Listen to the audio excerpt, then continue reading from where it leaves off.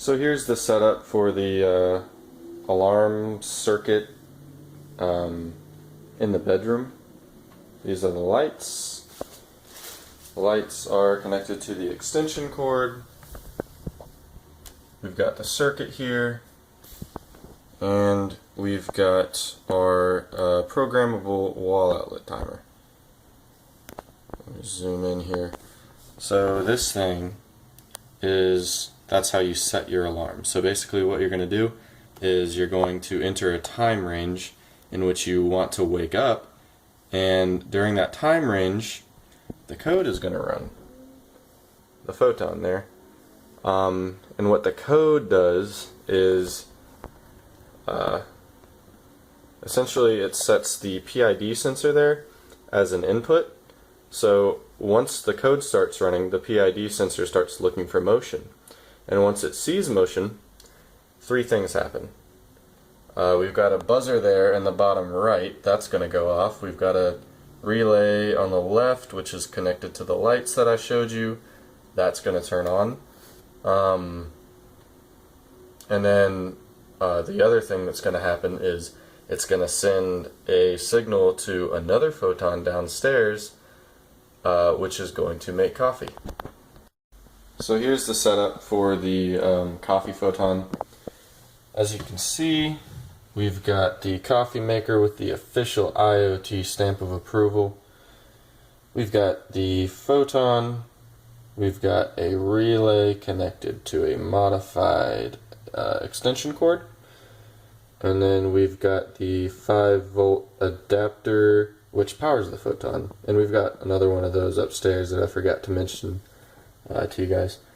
This circuit is a lot simpler than the one upstairs, as I'm sure you can see.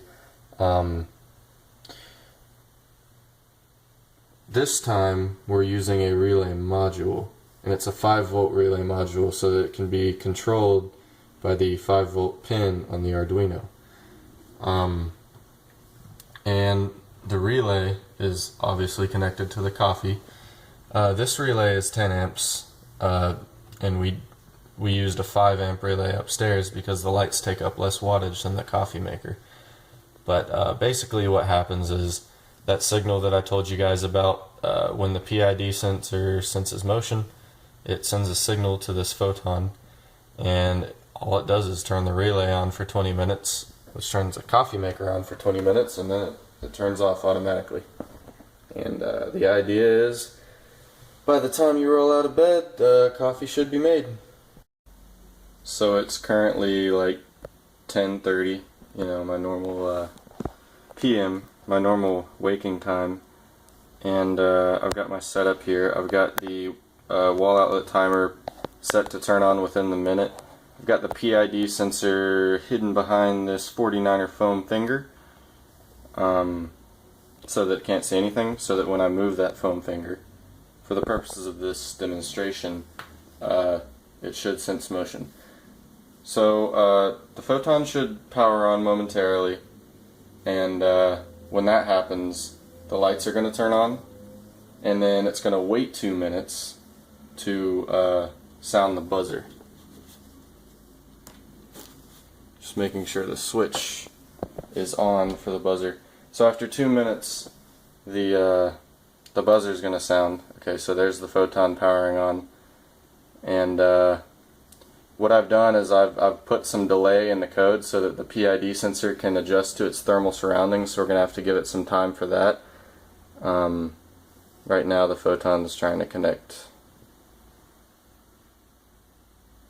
There it is. But the code's still running, so the PID sensor, the code's delayed right now to let the PID sensor calibrate, so I'll give it some time. I think that's enough time, so when I move this foam finger,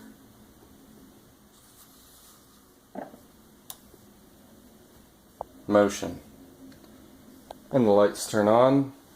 Like I said, 2 minutes before the buzzer turns on, so we're going to have to wait again.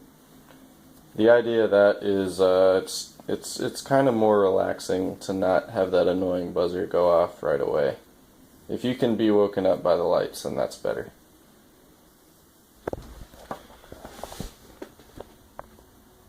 So we're back. The buzzer should be going off pretty soon. I don't know, I haven't been really keeping track of time, but it should. Another thing to note here is you can see the D7 pin, the LED is on.